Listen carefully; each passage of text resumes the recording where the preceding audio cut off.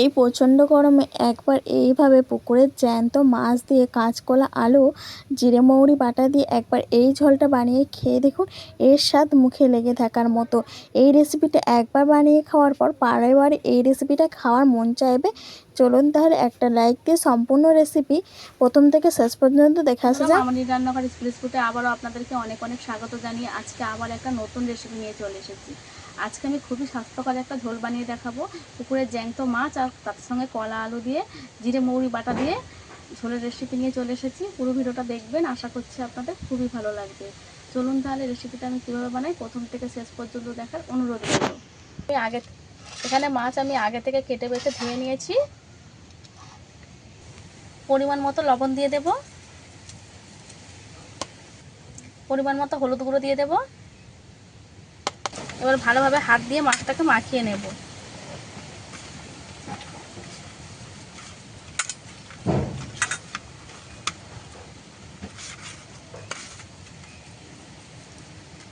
এগুলো পুকুরের জ্যান্ত কালবোস মাছ, আর নিয়েছি দুটো মনোপিয়া মাছ।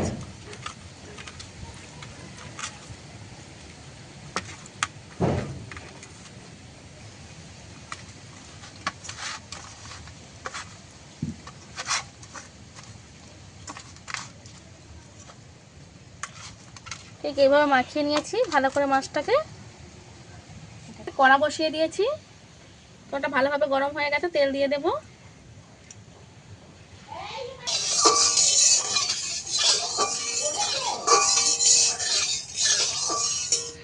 করে গরম করে নিয়েছি, একে একে মাছ দিয়ে দেব।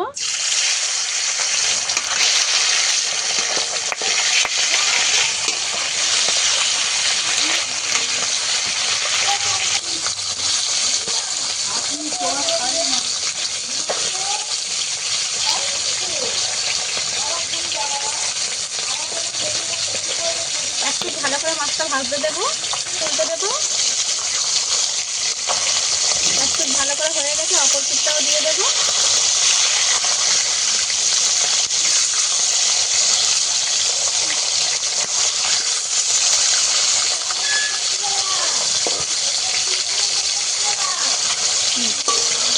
এদিকে মাছ ভাজা হতে থাকুক, ওদিকে কলাটাকে কেটে নেব।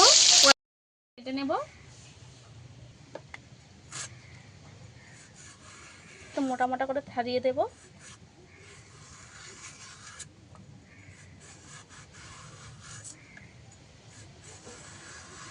মধ্যিখান দিয়ে কেটে দেব।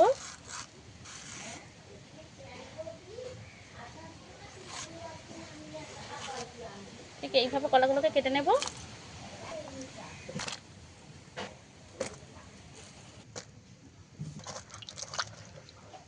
কলাটা ঠিক এইভাবে কেটে নিয়েছি, জলে ভিজিয়ে রাখবো। আলুগুলোও কেটে নেব, এগুলো ঠিক এইভাবে কেটে নিয়েছি।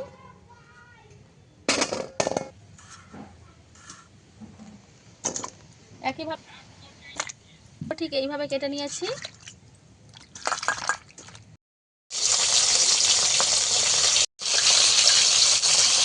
আবারও মাছটাকে উল্টে দেবো। ঠিক এইভাবে লাল করে ভেজে নিয়েছি, ঠিক এইভাবে লাল লাল করে ভেজে নিয়েছি, তুলে নেব।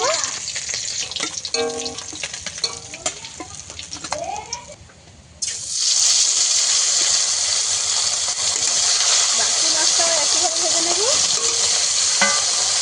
এই মাছগুলোকে সঙ্গে সঙ্গে উল্টে দিতে হবে, নইলে ভেজে যাবে।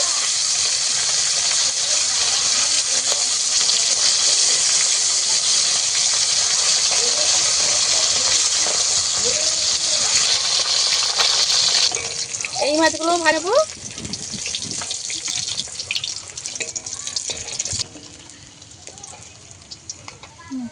এবার তেলের মধ্যে আরেকটু তেল দিয়ে দেব, অল্প করে। ফোড়নে দেবো 5 ফোড়ন, কেটে রাখা আলু দিয়ে দেবো। কাঁচা লঙ্কা আমি একসঙ্গে দিয়ে দিয়েছি। আলুটা আমি 2 মিনিট মতো ভালো করে ভেজে নেব। আলুটাকে ভালোভাবে 2 মিনিট ভালো করে ভেজে নিয়েছি। দিয়ে দেবো কেটে রাখা কলাটাকে। এবারে কলা আলু কিছুক্ষণ ভালো করে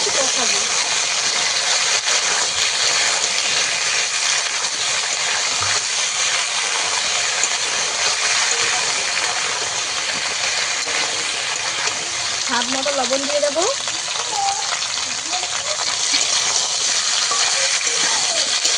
লবণটা দিয়ে ভালোভাবে একটু কলাগুলোকে বেশি করে কষিয়ে নেব।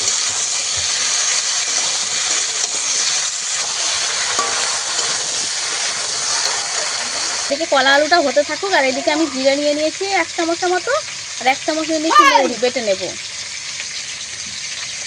মিহি করে বেটে নেব।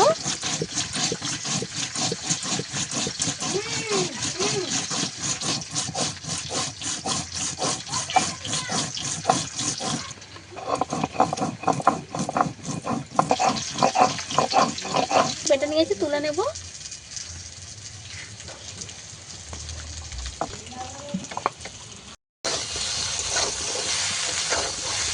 এবার একে একে গুঁড়ো মশলা দিয়ে দেবো।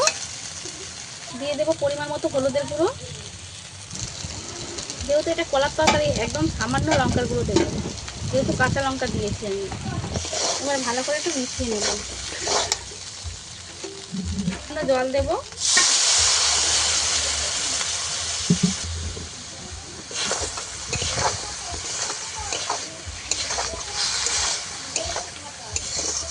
কষিয়ে নেব।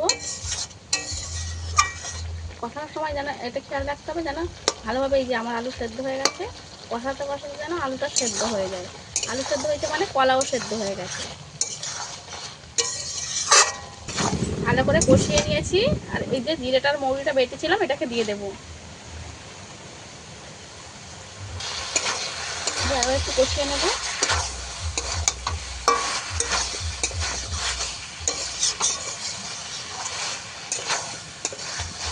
জিরে মৌরি দিয়ে কিন্তু আমি বেশিক্ষণ কষাবো না।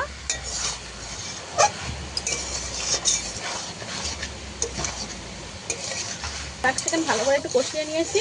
এবারে দিয়ে দেবো পরিমাণ মতো জল।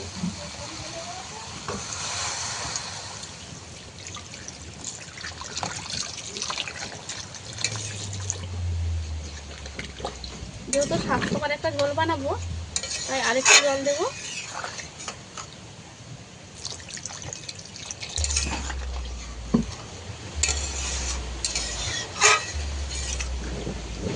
এদিকে আমার ঝোলটাও ফুটে গেছে, আর যেহেতু আগে থেকে সব কিছু সেদ্ধ ছিল, এই যেহেতু আগে থেকে সব কিছু আমার সেদ্ধ ছিল, তাই ভেজে রাখা মাছ দিয়ে দেবো।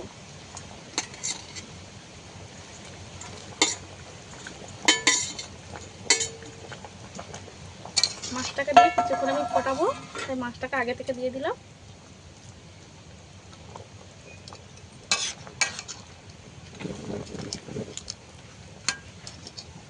একটু ভালো করে ফুটিয়ে নেব।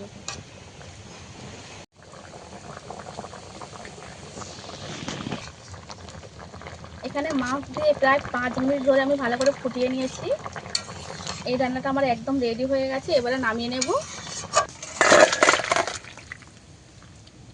এই যে কলা আলু জিরে মৌরি বাটা দিয়ে ঝোল আমার রেডি হয়ে গেছে। দেখতে কত লোভনীয় হয়েছে শুধু দেখুন বন্ধুরা। আর একবার এইভাবে বানিয়ে খেয়ে দেখবেন, শরীরটা কিন্তু প্রচণ্ড ঠান্ডা হবে। যেমনি মৌরিও ঠান্ডা, তেমনি কিন্তু জিরেও ঠান্ডা। আর এইটা খেতে কিন্তু গরম ভাতের সঙ্গে দুর্দান্ত হয়। একবার বানিয়ে খেয়ে দেখবেন, আশা করছি আপনাদের খুব ভালো লাগবে। সেই রেসিপি আপনাদের কাছে কেমন লেগেছে অবশ্যই আমাকে কমেন্ট করে জানাবেন। যদি আপনাদের ভালো লাগে অবশ্যই লাইক শেয়ার করে আমার পাশে থাকার অনুরোধ রইল। এরকম আরও নিত্য নতুন রেসিপি পাওয়ার জন্য আমার চ্যানেলটাকে সাবস্ক্রাইব করে নেওয়ার অনুরোধ রইল। আজকের ভিডিও এই পর্যন্ত, দেখা হচ্ছে নতুন ভিডিও নিয়ে। ততক্ষণে ভালো থাকবেন, সুস্থ থাকবেন।